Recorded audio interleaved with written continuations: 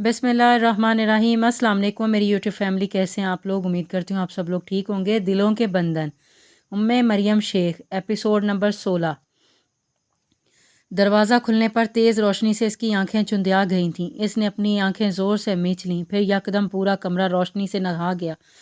कुछ ही देर बाद इसने बामुश्किल अपनी आंखें खोलीं तो शाह अपने चेहरे पर शैतानी मुस्कुराहट सजाए सोफ़े पर विराजमान था।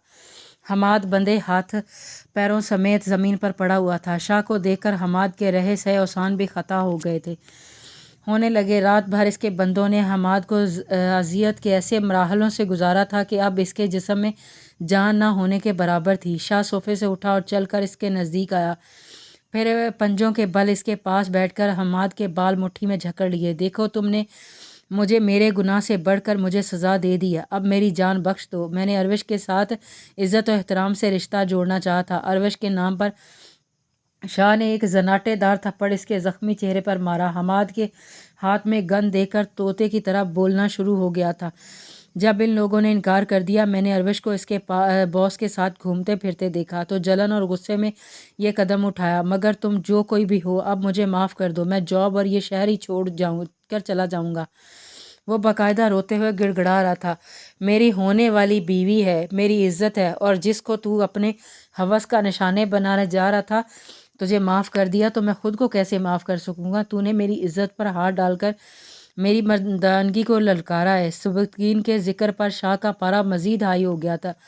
अब तुझे ये शहर छोड़कर नहीं, ये दुनिया छोड़कर जाना होगा, क्योंकि शाह तो गैरों की लड़कियों की इज़्ज़त को भी अपनी इज़्ज़त मानता है। यहाँ तो सवाल मेरी बीवी की इज़्ज़त का है।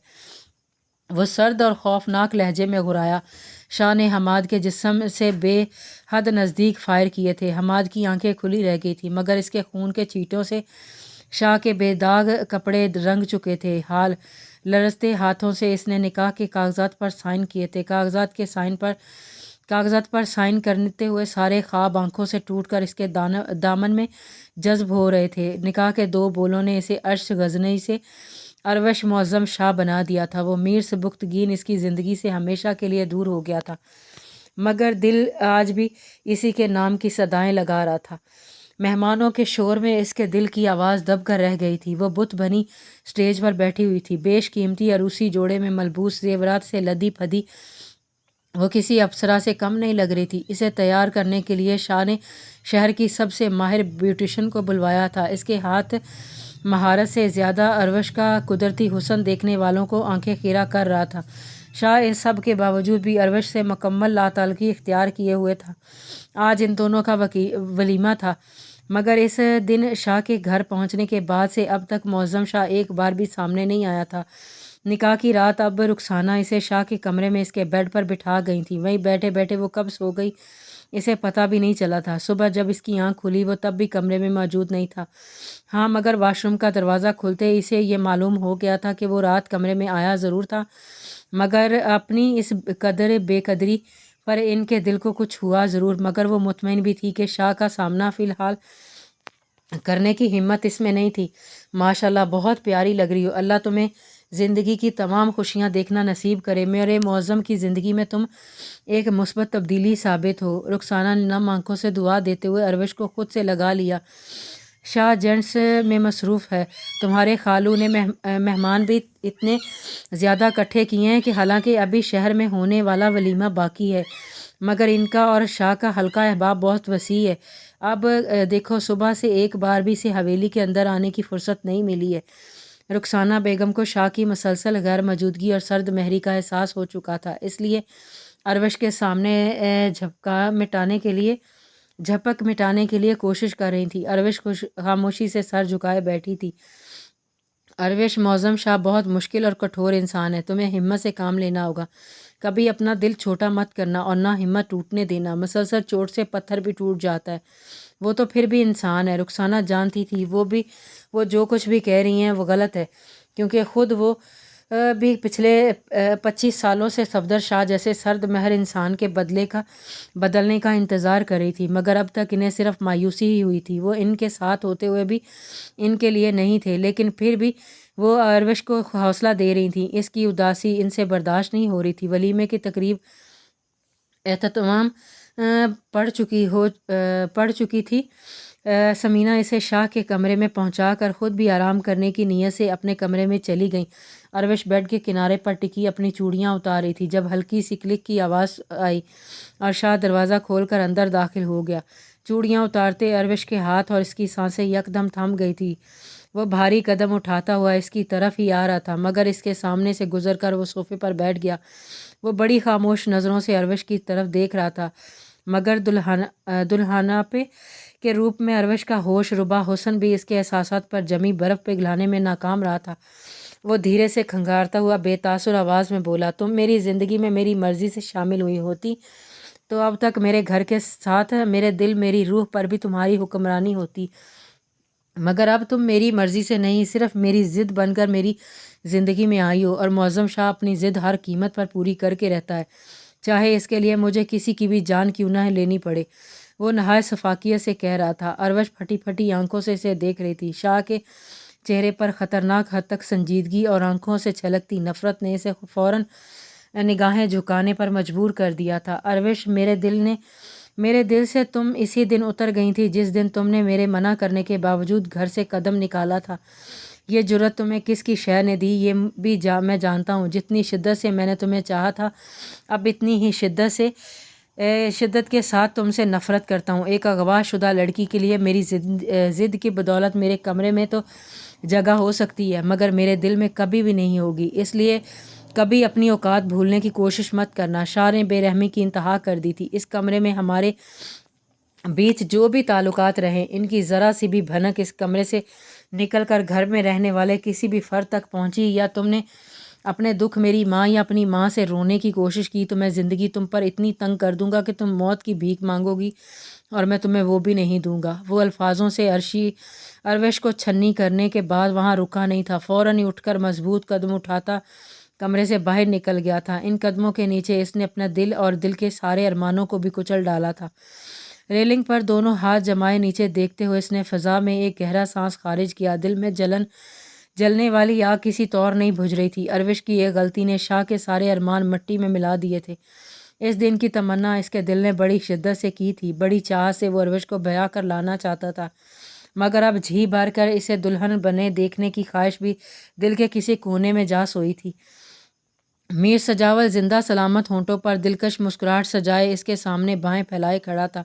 زرتاج پر تو شادی مرگ کی کیفیت طاری ہو گئی تھی۔ وہ بے ساختہ اس کے چوڑے مگر زخمی سینے سے لپٹ گئی۔ پہلی بار اس نے یہ جسارت خود سے کی تھی۔ درد کی ایک شدید لہر میر سجاول کے سینے سے اٹھی تھی مگر اس نے لاپرواہی سے زرتاج کے گرد اپنے مضبوط بازوؤں کا گھیرا تنگ کر لیا تھا۔ میر سائیں، مجھے لگا تھا اب میں آپ کو کبھی نہیں دیکھ سکوں گی۔ آپ مجھ سے ہمیشہ کے لیے دور چلے گئے ہیں لیکن ایک پل بھی سکون نہیں مل رہا تھا۔ میں نے آپ کو بہت یاد کیا۔ وہ میر کے گلے سے لگی ہچکیوں سے روتے ہوئے بولے چلی جا رہی تھی اور میر خاموشی حیرانگی سے اسے سن رہا تھا۔ آج سے پہلے کبھی زرتاج نے اس طرح اپنے احساسات کا اظہار نہیں کیا تھا۔ میں نے آپ کے زندہ سلامت لوٹ آنے کی جتنی دعائیں مانگی تھی اللہ سائی نے سب پوری کر دی۔ اگر میری دعائیں قبول نہیں ہوتی تو میں بھی ہرگز زندہ نہیں رہتی۔ اس نے سر اٹھا کر جھرجھر بہتی آنکھوں سے میر کو دیکھا تھا۔ صدقے مجھے اتنا سا بھی اندازہ ہوتا کہ میری یہ ذرا سی تکلیف تمہیں مجھ سے اتنا نزدیک اور یوں اظہار کرنے پر مجبور کر دے گی تو تمہاری قسم میں خود ہی اپنے لیے اس حملے کا بندوبست کروا لیتا۔ یہ آئیڈیا مجھے پہلے کیوں نہیں سوجا؟ میر سجاول نے ناخن سے شیو کھرچنے کی جو اتنے عرصے کی لاپرواہی سے خاصی بڑھ چکی تھی اور پرسوچ انداز میں اس کے یوں خود سے لپٹ جانے کی طرف اشارہ کرتے ہوئے شرارت سے کہا۔ زرتاج نے فوراً سنبھل کر دور ہونا چاہا مگر میر نے گھیرا اور تنگ کر دیا۔ مگر اب زرتاج کے انداز سے خفگی چھلک رہی تھی۔ اچھا یار، سوری کان پکڑ کر، لیکن میرے نہیں تمہارے۔ میر نے شرارت سے اس کے کان پکڑ لیے۔ زرتاج بے ساختہ مسکرا دی۔ میر نے اس کا چہرہ اپنے ہاتھوں میں تھام کر اس کی پیشانی پر پیار کیا تھا۔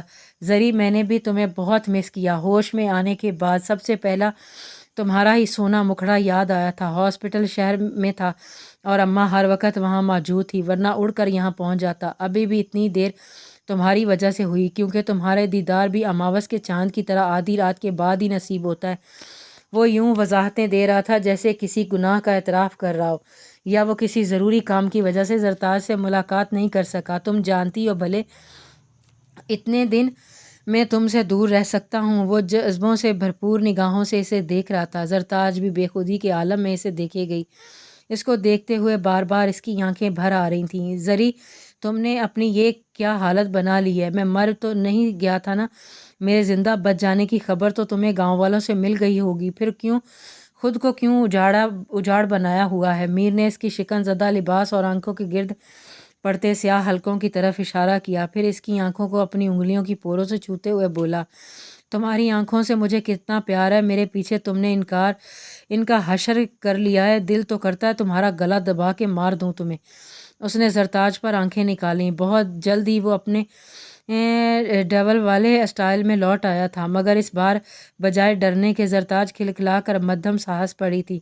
آپ واپس آ گئے ہیں، اب ان آنکھوں کی رونق بھی لوٹ آئے گی، ان میں چمک اور روشنی آپ کے ہونے سے ہے۔ زرتاج دھیمی آواز میں اس کے چہرے پر نظریں جمائے بولی۔ اس نے ایک پل کے لیے بھی میر کے چہرے سے نظریں نہیں ہٹائی تھیں، یوں جیسے وہ پلکیں جھپکا گئی اور وہ غائب ہو جائے گا۔ وہ اندر سے اب تک خوفزدہ تھی۔ میر سجاول اس کے انداز پر اب حیران ہونے سے زیادہ نثار ہوئے جا رہا تھا۔ اس نے جھٹ زرتاج کو دونوں بازوؤں سے پکڑ کر فٹافٹ اس کے دونوں گالوں پر باری باری پیار کیا۔ مائی سویٹ پرنسس، میں نے تو سوچا تھا میں یہاں اچانک پہنچ کر سرپرائز دوں گا تمہیں، مگر تم تو مجھے سرپرائز پر سرپرائز دیے جا رہی ہو، وہ خوشی سے سرشار لہجے میں بولا۔ زرتاج نے جلدی سے اس کے ہونٹوں پر ہاتھ رکھا دیا۔ خوشی میں میر کی آواز قدرے بلند ہو گئی۔ ماں باپ کے بیدار ہو جانے کے ڈر سے اس نے صحن میں کھلنے والی کھڑکی میں سے جھانک کر جائزہ لیا۔ ڈونٹ وری سویٹی، بے خبر سو رہے ہیں وہ دونوں۔ تم یہ بتاؤ ہاسپٹل میں مجھ سے ملنے کیوں نہیں آئیں؟ تمہارا دل نہیں تڑپا مجھے دیکھنے کے لیے؟ میر نے پشت سے اس کے گرد حصار باندھتے ہوئے سوال کیا تھا۔ دل تو بہت تڑپا تھا، مگر میں شہر اکیلی کیسے جاتی؟ شہر میں تو مجھے بہت ڈر لگتا ہے، اور مجھے ہاسپٹل کا نام بھی نہیں پتہ تھا۔ اس نے معصومیت سے جواب دیا۔ اچھا، معصوم شاہ کے مزار پر اکیلی جا سکتی تھی؟ مجھ سے ملنے کے لیے شہر جاتے ہوئے ڈر لگ رہا تھا؟ میر سجاول نے مسکراتے ہوئے اس کے گال پر چٹکی بھری۔ زرتاج نے چونک کر اس کی طرف دیکھا۔ آپ کو کیسے پتہ؟ آپ تو ہاسپٹل میں تھے۔ بے وقوف سے زرتاج حورنک بنی پوچھ رہی تھی۔ دلبر سائیں، ہم تو دشمنوں کی بھی خبر رکھتے ہیں، آپ تو پھر بھی یہاں رہتی ہیں۔ میر نے اس کا ہاتھ پکڑ کر اپنے دل پر رکھا۔ زرتاج کے معصوم سے چہرے پر حیا کی سرخی دوڑ گئی، پھر وہ ذرا توقف سے بولی، میر سائیں، اللہ سائیں نے میری مراد پوری کر دی ہے۔ میں نے معصوم شاہ کے مزار پر منت مانی تھی کہ شادی کے بعد آپ میرے ساتھ وہاں چلیں گے نا؟ زرتاج نے معصومیت سے استفادہ کیا۔ ہاں، کیوں نہیں، میں تو ابھی اسی وقت چلنے کے لیے تیار ہوں، بشرطے تم اپنے اندر تھوڑی سی ہمت پیدا کر لو۔ وہ مسکراہٹ دبائے سنجیدگی سے بولا، میں نے ابھی کے لیے نہیں بولا، شادی کے بعد کے لیے بولا ہے۔ اسے میر کا اس بات کو بھی مذاق میں اڑانا اچھا نہیں لگا تھا۔ منہ پھلائے گویا ہوئی، اچھا، مجھے لگا یہ حکم ابھی کے لیے ہے، آپریشن کے بعد میں ذرا اونچا سننے لگا ہوں نا۔ اس نے جیب سے سگریٹ کا پیکٹ نکالتے ہوئے سنجیدگی سے کہا۔ اس وقت زرتاج کو تنگ کرنے میں سے بہت مزہ آ رہا تھا۔ وہ بڑی دلچسپی سے اپنے جھوٹ پر زرتاج کے چہرے پر ابھرتے تاثرات دیکھ رہا تھا۔ سائیں، سویرے اماں کو سگریٹ کی بو محسوس ہو جائے گی، پلیز آج مت پئیں۔ زرتاج نے کچھ جھجکتے ہوئے التجا کی۔ مابعد وہ اس گستاخی پر بھڑک اٹھے، مگر میر سجاول نے بڑی شرافت سے سگریٹ دوبارہ جیب میں ڈال لیا، اس کے سراپے پر ایک بھرپور نظر ڈالی۔ یہاں آ کر بیٹھو، وہاں دور سے کھڑی رہ کر کیا حکم چلا رہی ہو؟ اس نے ڈپٹ کر حاکمانہ انداز زرتاج کو اپنے پاس بلایا۔ اس کے اندر کا عاشق یکدم ہی انگڑائی لے کر جاگا تھا، اس لیے زرتاج کا دور کھڑے رہنا سخت ناگوار گزرا تھا۔ وہ شاہانہ انداز میں پلنگ پر نیم دراز ہاتھ کا تکیہ بنا کر دیوار سے ٹیک لگائے ہوئے تھا، ٹانگیں پلک سے نیچے لٹکائے وہ ایک ٹانگ دوسری ٹانگ پر رکھے پاؤں جھل رہا تھا۔ اس بلاوے پر زرتاج کی جان پر بن گئی، مگر حکم عدولی تو وہ کر ہی نہیں سکتی تھی، خاص طور پر آج جب وہ اتنی منتوں مرادوں کے بعد لوٹ کر آیا تھا۔ اس نے سر جھکائے چھوٹے چھوٹے قدم اٹھاتی پلنگ تک پہنچ کر رک گئی۔ میر سجاول نے ہاتھ بڑھا کر ایک جھٹکے سے اسے اپنے برابر گرا لیا۔ زرتاج نے میر کے سینے پر ہاتھ رکھ کر خود کو مکمل اس پر گرنے سے بچایا تھا۔ میر نے اپنا ہاتھ اس کے ہاتھ پر رکھ دیا تھا۔ یہ دوا اگر ہاسپٹل میں دستیاب ہو جاتی تو یقیناً میرے زخم بہت جلدی بھر چکے ہوتے۔ وہ اس کا ہاتھ زور سے دباتے ہوئے بولا۔ زرتاج کی پلکیں جھکی ہوئی تھیں۔ میر نے اس کی جھولتی ہوئی لٹیں अंगेशत शहादत पर लपेट कर धीरे से खींची, फिर ज़रा सी करवट लेकर इसे अपने बाजुओं में भर लिया। वो आज ही की रात में महीने भर जुदाई की कसक मिटा लेना चाहता था, मगर जल्द ही इसने अपने बथराए जज्बात को लगाम डाली और एक झटके से उठकर खड़ा हो गया। मीर साईं, आज जाने से पहले एक वादा करें कि ज़रताज ने इसे पूरी उम्मीद लहजे में मुखातिब किया। हुक्म करो। वो फ़ौरन से बेशतर बोला, आप अब कभी अपनी जान जोखिम में नहीं डालकर मुझसे मिलने यहाँ नहीं आएंगे। मेरी वजह से आपको कोई नुकसान पहुँचे ये मैं कभी बर्दाश्त नहीं कर सकूँगी। वो इसका हाथ थामकर मिन्नत भरे लहजे में बोली। मीर सजावल बेसाख्ता हंस पड़ा। तुम्हारी ये दिलनशी अदाएँ देखने के लिए तो मैं अपनी जान भी देने के लिए तैयार हूँ, मगर सोच लो, अगर मैं यहाँ नहीं आऊँगा तो फिर तुम्हें आना पड़ेगा। रात के अंधेरे में कुत्तों के भौंकने से तुम्हें ही डर लगता है। फिर रोना मत और ना ही कोई शिकवा करना, क्योंकि मैं बार बार अपनी होने वाली बीवी की बात मानने का आदी नहीं हूँ। वो दिलकशी से मुस्कुराते हुए दोनों हाथ उठाकर साफ गोई से बोला, मुझे मंजूर है, बस आप यहाँ किसी भी सूरत नहीं आएंगे। वो दुआबन बोली, क्योंकि वो जानती थी कि अगर मौज़म शाह को मीर सजावल के यहाँ इससे मिलने की बात इल्म में हो गया तो वो जो हशर करेगा, इससे सरासर नुकसान ज़रताज का ही होना था। मीर ने इसके जवाब पर कंधे उचके और उसका गाल नरमी से खींचते हुए आहिस्तगी से दरवाज़ा खोलकर बाहर निकल गया। जारी है।